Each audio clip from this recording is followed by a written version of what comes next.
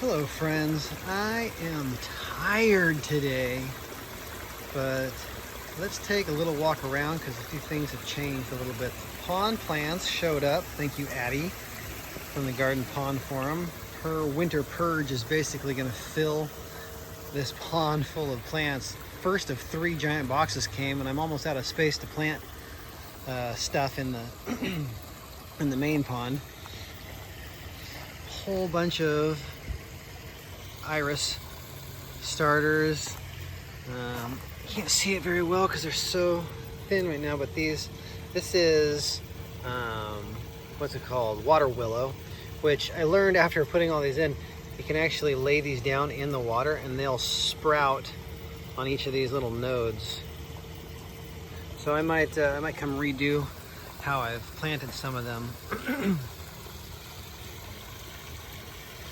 later, but finally made use of these little shallow planter beds.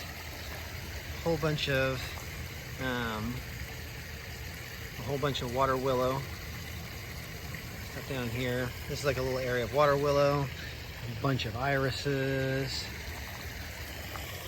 Another iris over here, some water willow in there, all along. The goal here is to kind of get plants to grow up and over and just kind of encompass this log stump here. I've even got, I'll have to figure out what to do later, but I've even got a really moist, so water levels, you know, it's just damp in here is all it is. It's very damp. There's not really water. And then I've got like 4 inches or 3 inches of rock or something on top of it. I might find something that I can just plant in this dampness here. It'll also grow back over here, kind of hide the edge of this liner, disguise the edge of this stump. And then this iris is going to hide my sins here, where I still haven't totally figured out what to do about this empty space here. I'm hoping it'll just blow up in this area here. It's sitting in some water down there. It's kind of leaking off of the waterfall. And I'm hoping it just kind of hides this whole ugly mess of business here. Here's a new little addition. This is a test, and this thing does not fit right, but Facebook Marketplace, I bought a little fire pit to test out. It's a 30-inch wide. The idea was to nestle it up, put it over this, and then, maybe stack some river rocks underneath it to disguise this, so it looks like the underneath of this is just kind of a stacked river rock area, or like a beachy river rock area. I also this is just kind of a test. So I got this. The first thing I'm going to do is I'm going to move it out here in the dirt, and I'm going to light a fire in it, and I'm just going to kind of monitor how hot it gets underneath on the bottom side of the pit. Heat rises, so hopefully not too hot, but I imagine it's going to get pretty darn hot, and I just want to find out how hot, because I don't want to melt that.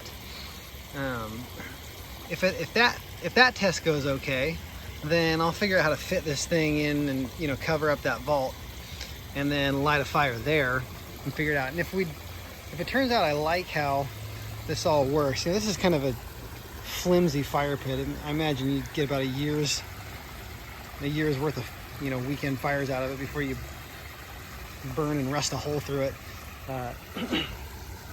Spend a couple $100 and have like a welding fabricator build something that actually fits the space a little bit better. I also had this idea to put this in the pond inside of there. Here's a picture. I don't think I'm going to stick with that idea. I don't think that's going to work out, but we'll see. And the only other things that have changed, I'm starting to laying out my bridge here. I brought another piece of concrete from the front. My scrap pile of concrete still hanging out in the front to lay out my bridge. I got a roofing membrane welder, heat welder, different than a normal heat gun, so that I can do a welded seam to get my streamliner. in here. The bridge will go over.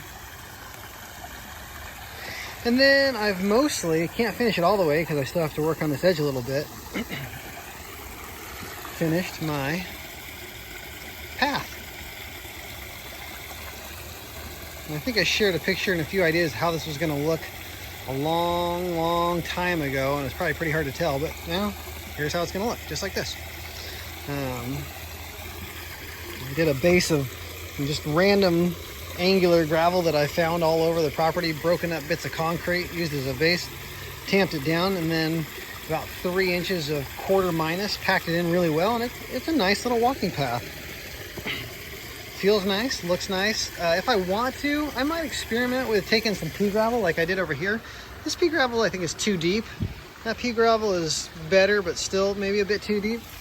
Doing just the tiniest little layer of pea gravel over this and tamping it in really well.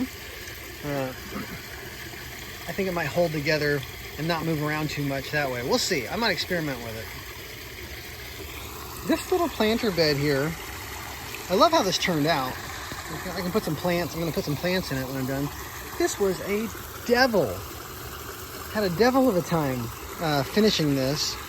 Between getting this edging, I tried to do all this with Trex, you know, like I did on the fire pit over here. Where's the, I can't really see it, but the edging on the fire pit over there, or fire pit patio area, is a piece of, you know, 5.5 inch wide Trex decking.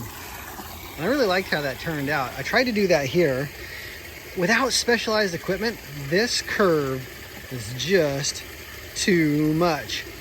I had exactly the right length of board. I tried cutting kerfs in it to make it bend. I tried using my heat gun, but unless you have a specialized piece of equipment, and you know, professional deck builders who do Trex decking, they make these like ovens, these little like kind of conveyor belt ovens that you send a piece of composite decking through, and it turns it into like a wet noodle. Basically, you can shape it into whatever shape you want. You can curl it into a spiral if you wanted to. I don't have any of that equipment. My method was not working. I snapped my board twice and just said forget it, and I went out and bought this kind of, not the cheapest, not super cheap, kind of the mid-grade edging, plastic edging. Not the good metal stuff, but better than the cheap plastic stuff. Anyways, this worked much better. And this planter bed, the way that so you'll see this wood chip mulch actually comes right up against this log. And I talked about this in previous videos, but I've learned from watching other builders is, let's see if I can dig it back a little bit. What I have here is I shot a bead of foam. So here's a liner. You know, it's got the overlayment over it. I shot a bead of pond foam right into this crevice. So there's a barrier between here and here. But that will keep, you know, anything from leaching, falling down into the pond. And once you've got that little barrier in place, you can just come right up against it. And I did that all the way around there. And I'll continue to do that all the way down here as I build my stream and get this last piece of hideous liner figured out. Anyways, I like how it turned out. I'll put a couple plants in here. But it was a devil of a time to get disguised because I've got 2 aeration lines coming through here, going through conduit, plus a landscape, you know, some electrical wire coming through here. Just took forever. Spent like half a day figuring out this little piece of edging. And then I had some driftwood from the collection I did with my dad last year, left over. And so I found this one and threw it in there, and I took the irises out of the pots, and there they are. And you can't see them, but I've got a huge pod of water willow planted into here. And then some tiny little iris starters, rhizomes, I guess, planted in this area. So I've got lots of space left in the bog. I need to add some more pea gravel still. to raise the gravel level or lower the water level. And the next big load of plants coming from Addie and her purge will be mostly bog plants that I'll plant up the rest of this area. And that's mostly it. Oh, I had a big pile of leftover dirt. I made a berm. I like berms. See you next time.